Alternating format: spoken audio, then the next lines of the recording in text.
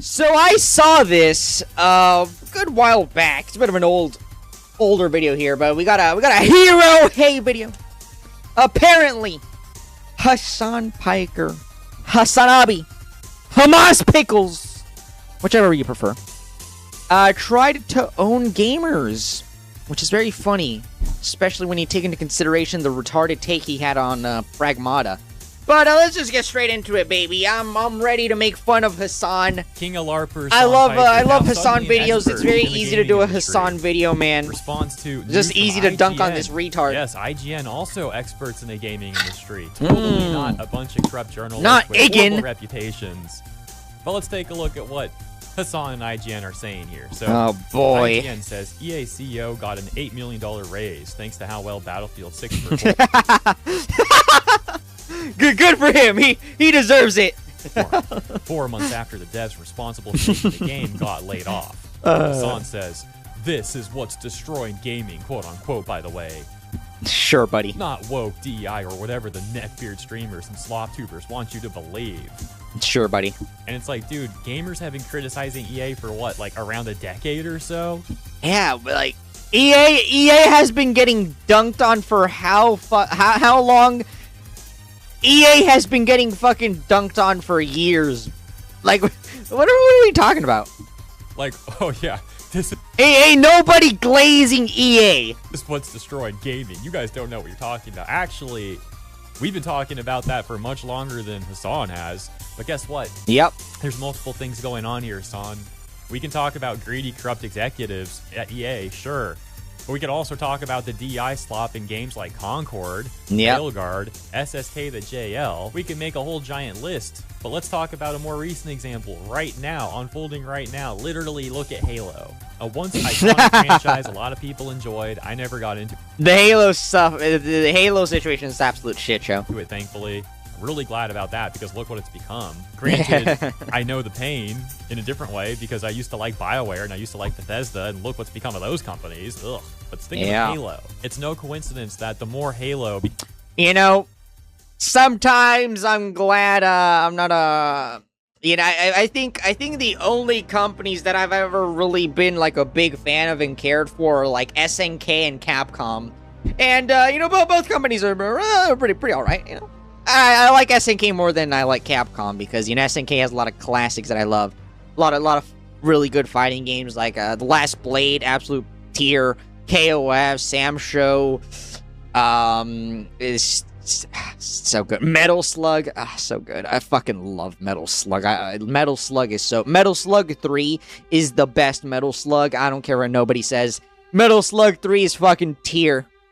Again, engaging in DI slop, the quality of the games have also plummeted. And instead of focusing purely on making good games, what do? Hey, we've got LGBT colored Halo armor, guys. Hell yeah, that's all I wanted for Christmas. They listened. Santa Claus is real. Aren't we great? You should totally give us your money. You should support our corporation because... Oh, you got it. I'm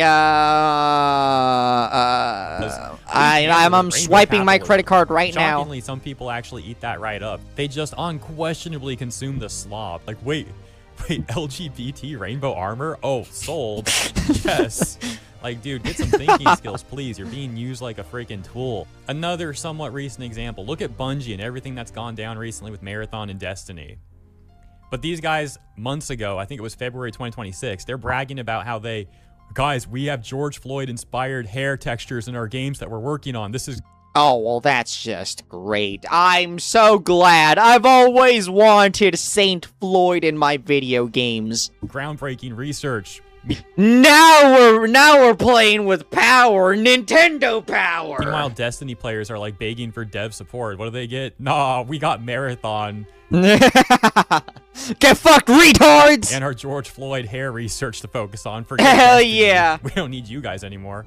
And those are literally just some examples I came up with in 2 minutes sipping some coffee this morning. I could keep talking about this for so long. I've got so many examples. We could start taking more of a financial angle too, start talking about Bridge and DI and ESG, Bridge, and BlackRock and Vanguard. Yeah, AAA companies have significant investments from these capital firms that push DI, ESG. And we haven't even gotten started about the whole diversity consultation company grift that you see from corpos like Sweet Baby Inc., that's a whole other angle. There's a lot to unpack here, Hasan. You sure you want this conversation? Or how about we talk about... I don't think Unc is ready for that conversation, to be honest. Goddamn, to be honest with you. How some of these companies push DI slop and literally get paid by the government to do it. You want to talk about Dustborn? Hey, we're anti-establishment, we're rebellious, but then in reality, they were getting funding from the government. Yeah. But hold on, guys. A lot of these slop games get ridiculous amounts of money from the fucking government, man. Like shit, I'm in the wrong business, dude. I need to start making slop. Chat. Anybody trying to start up a studio with me? You guys want to make a Concord? What Concord are we on? Yeah, y'all want to make Concord 5? Guys, IGN wrote an article talking about how EA CEO is greedy. Again, wow, are we supposed to be surprised? Gamers... I know, I'm so shocked. I can't believe that a CEO likes money. I'm befuddled. I cannot believe it. Have been talking about how greedy and corrupt EA is for literally years upon years upon... And now they got that Saudi money, and now they're going private. You guys hear about that? Years. But yeah, this being a thing apparently invalidates everything that we just talked about. None of that's really going on. This is the only thing that matters in the industry. Yeah, no. But let's also talk about the snug premise here from IGN, where they're trying to frame these devs as like poor, unfortunate victims. The reality is a lot of devs, especially in this day and age, are hired temporarily to begin with. They are on a temporary contract that they agree to. They know the terms. They like the contract. They agree to it. They do the job. They get paid. And that's that. Basically like, hey, thanks for your work. Here's your money. Best of luck to you. The fact of the matter is, in game development, after the game is complete... Yeah, this is how shit works. ...and released, you don't need the same amount of people to keep working on it. You need some for QA, you need some for bug fixing, potential updates you want to roll out, maybe DLC and all that, right? But you don't need like the full team. Now, sometimes there's another project in the pipeline that devs will be shifted to, but a lot of the time there's not, at least not yet. And so the contracts end, but then suddenly we're supposed to feel bad. Like, oh my gosh, that's so messed up. These people got laid off. And it's like, they quite literally didn't. Like, everything actually worked out for them. This is not a layoff. Now, sometimes there are layoffs, right? Sometimes you have a dev that's on more of a salary basis and a company might lay them off, but a lot of the time journalists conflate these two things together and it's just pure manipulation. And they do this because they want to try to get gamers to support the concept that all devs should unionize. Yeah. Now, if they really think that all devs should unionize... Just like the SAG-AFTRA bullshit, right? It's just that. That's all it is, really. They should present this argument in a more, honest way, a more genuine, honest way. But a lot of the time they don't. They lie, they gaslight, they manipulate, they do everything they can except the right thing. That's what they know best. To get people to support their argument. The good news is most people see right through this sort of manipulation tactic, and gaming journalists, well, no one really cares what they have to say anymore. And yeah, I mean, it's a fucking joke, dude. Like, come on, man. Nobody takes games journalists seriously. They have done everything in their power to completely ruin their credibility and flush it down the fucking toilet. Journalism overall. I know nobody looks at Igan and like fucking I don't know, man. Fucking Kotaku, The Gamer. Like, come on, man. It's become one of the least trusted, least respected professions in the entire world. I'm not even just talking about gaming journalism now. I'm talking about the whole thing. Because a lot of these journalists, like I said, and as you guys know, I'm kind of preaching to nobody fucking trusts them.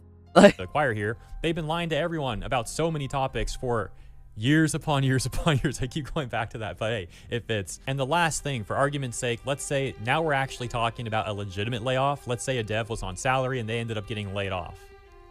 Well, there's still a lot of context into that. The journalists, once again, they want us to just blindly support the dev in this context, but we need more context. We don't know the sort of work they were doing. We don't know if they were doing good or bad work. We don't know if they were a nasty person. We don't know anything. Maybe they were great, wonderful, doing great work, and they got laid off, and it really was unfortunate, and they didn't deserve that. But we don't know. They might be some DI slob activist that was horrible to their coworkers, ruining the games that they were involved with their ideas and their poor performance, and then they get laid off. And what, I'm supposed to defend that person? We're supposed to feel bad for that person because someone at IGN said that we should? Anyways, W fucking clip. I've talked enough. I'm starting to feel lazy. I was not prepared for that. I got jump scared. Lazy. Maybe I need more coffee, but I'm just gonna finish the video. So this is to say, now we'll take a look at what some other people are saying, so I can just read their takes. Here's a really good response. Directly quotes Hasan, says, Hasan will look you dead in the eye and tell you this woke nonsense didn't destroy Dragon Age while electrocuting Kaya. Oh gosh. I already know this scene. It's the Barb scene, but we'll play it again. I haven't seen this in like a year or so, probably. I don't know, a year and a half, something like that. I don't know if I'm ready, but let's do it. Yeah, I haven't even started the video. I'm already disgusted just seeing Josh right there. Like, just one of the worst character designs ever. I don't know. I feel like I'm maybe slightly reaching. That's a pretty bold claim, but like it really might be. I mean, that's just disgusting. Best part is, while Tosh is pounding that snake's nose, she's still holding the ruby in her other hand. Maker's panties. I was so proud. Oh, Ah, shit. They're still holding it. Sorry. what are you doing? Pulling a barb. This is so fucking ridiculous, man. It's so stupid. It's so good. It's so good, man. Oh. It's so fucking A good. barb. Dude, I can't believe I actually put this in here. Tradition in the Lords of Fortune from one of our old members, Barv.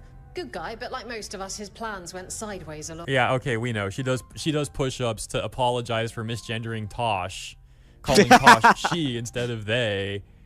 And then like That's a she, man. I don't know, dog. I don't know about y'all, but that looks like a fucking she. dude, everything about this, like the writing is horrible, the dialogue. Yeah, that was one of the biggest complaints that I heard when it comes to Dragon Age: The Valgar. Like woke bullshit aside, I heard that the writing just isn't good. I heard that the writing is just shit. Dialogue's horrible, the characters are horrible. I feel bad for people that liked Isabella in the prior Dragon Age games because look what they did to Isabella. This actually, I'm starting to get what's the word?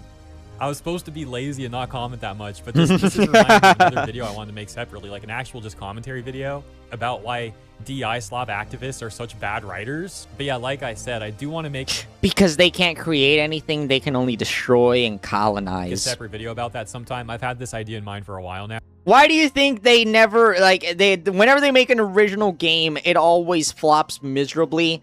And so they've realized that, okay, hey, we can't make anything new because it's gonna flop.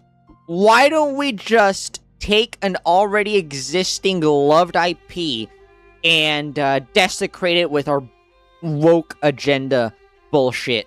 I just gotta actually like make the video. So I'm not gonna comment more about that here. I don't want to bury that concept, bury the lead at the end of this video rather. Rock Solid also responded to Hasan saying, dang, who did all this then? Showing the MJ downgrades, another Tosh scene there where she's going off about being non-binary, body type 1 and 2, and this Yasuke thing, which to this day, I like, is this real? To this day, I still don't even know if it's real or not, and it's such a creepy look that I never even wanted to actually look into it more. But briefly mentioning in a video is good enough. Like, if someone can comment if this is actually real or not, that would be great. It's way too creepy. I don't want to look at it anymore, though. Like, actually, both characters creep me out. Literally both. Like, Yasuke mainly, because, I mean, what the frick is that? But even the way that character's looking at him, like, everything about this is just... Oh, I just need to move on. Let's get away from that. We got Christina Tasty responding to Hasan, saying, who do you think is in charge of making the games they make bland beige nothings? The janitor? Whoa, and this account pointing out a recurring theme. What's this? The, quote, woke or whatever, unquote, gaslight. Once you see for it, you'll never fall for their tactics again. Showing multiple accounts here saying things like, the Odyssey is going to do huge numbers. Most people don't really care if it's woke or whatever. I know I don't. Another one saying, sounds like you just want to complain about woke or whatever. Another one, too woke or whatever. Call me woke or whatever. Call me woke or whatever. What the frick? Dude, literal hive mind behavior. What is this? I'm not reading the full tweets. It's like, the image is kind of small, and I don't want to read all this nonsense anyways. I'm getting ready to wrap this video up, but this is weird as heck. heard they were bad or woke or whatever. Call me too woke or whatever. Yeah, so there's something really ironic about these sort of people who make their entire online presence and probably real life presence as well, just like nonstop virtue signaling. Yeah. But then when they say like quote unquote woke, they're acting like You know, shockingly, or maybe not shockingly, because you know I don't talk to that many people. I'm not a big socializer type of guy, right? I ain't trying to go to no parties, any of that bullshit, right? I have not dealt with that many virtue signalers in my time. dismissive towards it, as if it's not a big deal. And again, that's rich coming from people that literally encapsulate their whole life around that terminology and that lifestyle. Anyways, that was fun, but I'll leave it there. As always, thank you for tuning in. I hope you've been having a great weekend. I look forward to seeing you So far, it's going pretty good. in the next one. Hell yeah. There you have it, chat. Hamas Pickles is, LARPing as a gamer. Looky here. Absolute shocker. I mean, you know, Hasan is a fucking retard, right? If he's retarded, you know, when it comes to politics, I don't know why anybody expected him to not be retarded when it comes to fucking games. It do be like that, don't it?